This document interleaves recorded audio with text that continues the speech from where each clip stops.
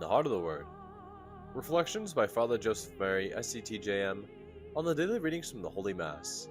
Special edition, a catechesis on marriage. Friday of the 7th week of Ordinary Time. Human love in the divine plan. God bless you, dear family. Today in the Heart of the Word, Jesus enters the district of Judea across the Jordan. Great crowds follow him, and he teaches them. Some Pharisees approach him and ask, "Is it lawful for a husband to divorce his wife?"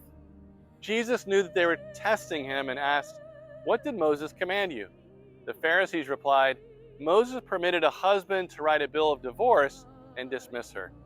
But Jesus told them, "Because of the hardness of your hearts, he wrote you this commandment." And then Jesus gives the key reply to every question we may ever have about marriage and family. As we look at the state of our society and how marriage is constantly attacked, even attempted to be redefined, where will we begin to offer a response to a culture that is so deeply wounded?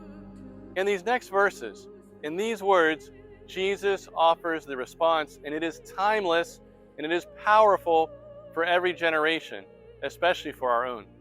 Jesus says this, "From the beginning of creation, God made them male and female. And for this reason, a man shall leave his father and mother, be joined to his wife, and the two shall become one flesh. So they are no longer two, but one flesh.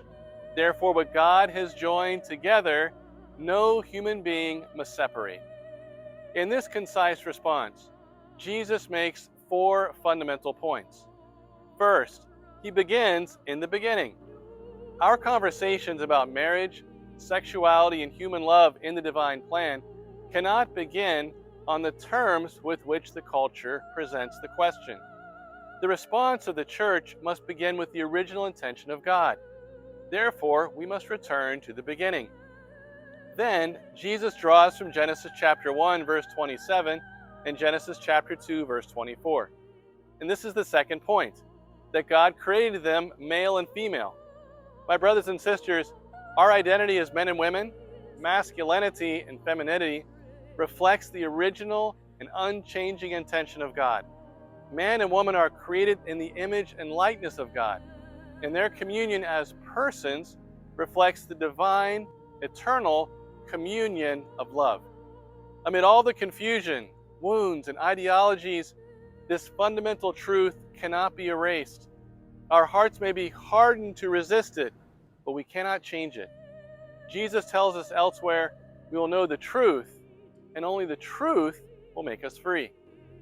Third, for this reason, a man shall leave his father and mother and be joined to his wife.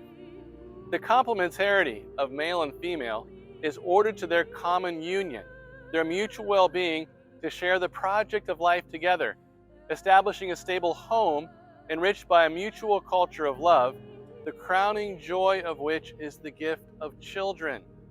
And fourth, what God has joined together, let no one separate.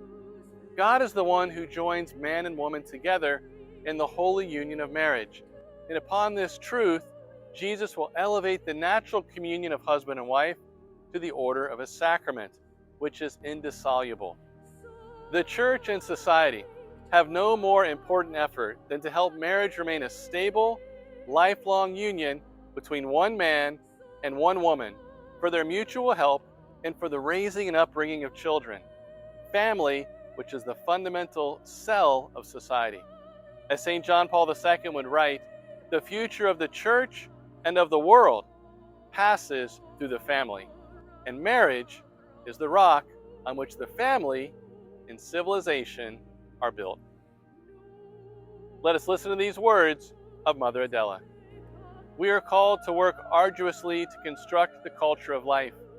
This new culture will be the fruit of new hearts, of new families, of new nations, and of a church that is renewed in love and in the truth. All for the heart of Jesus, through the heart of Mary.